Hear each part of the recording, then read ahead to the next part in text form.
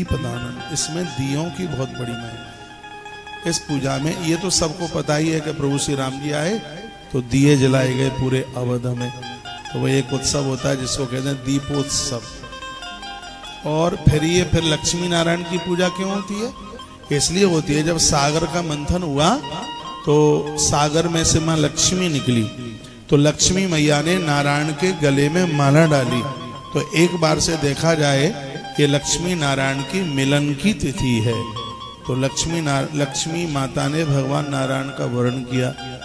लेकिन लोग पूजा खाली लक्ष्मी की करते हैं, तो लक्ष्मी मैया उल्लू पे बैठ के आती है, उल्लू बना के चली जाती है।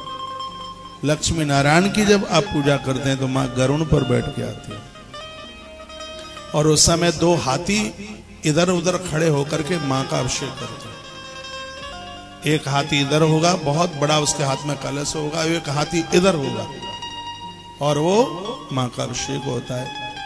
कनक धारा, कल का दिन निकल गया है, कनक धारा का जिसमें बड़ा मातम्य था।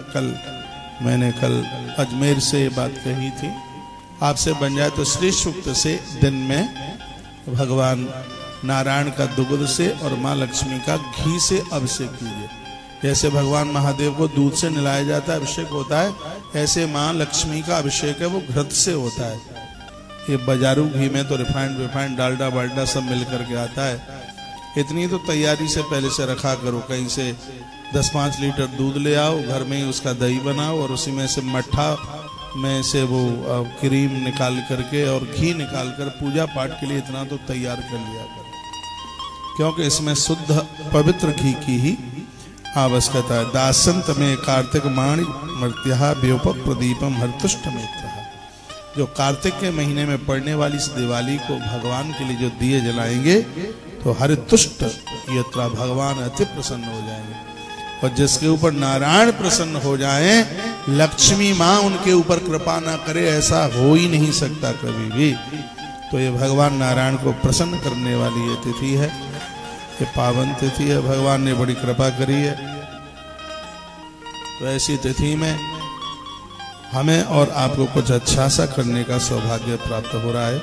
श्यामो नारायणो देवो नाभि चक्र तथुन्य ही दीर्घ रेखाम समोपेता दक्षिण सुब्रन्मतः।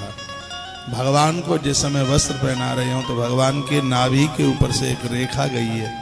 लड्डू गोपाल जी को जब आप स्नान कराएं, स्नान के बाद में जब उन्हें आप वस्त्र पहनाएं तो भगवान की नाभि के ऊपर नाभि चक्रे तथुन्य श्यामो नारायणो देवे, दीर्घ रेखा भगवान के उदर के ऊपर एक बड़ी दिव्य रेखा है, उसका दर्शन कीजिए, भगवान के चरणों का दर्शन कीजिए।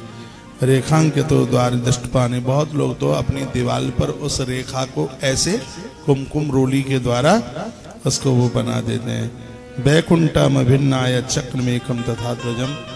जो चक्र गोमती चक्र की पूजा करेगा, शंख की पूजा करेगा, ये समझ लो कि उन्होंने तो बिल्कुल बैकुंठ लोक का, भगवान के यहाँ पर बैकुंठ लोक का रिजर्वेशन करा लिया।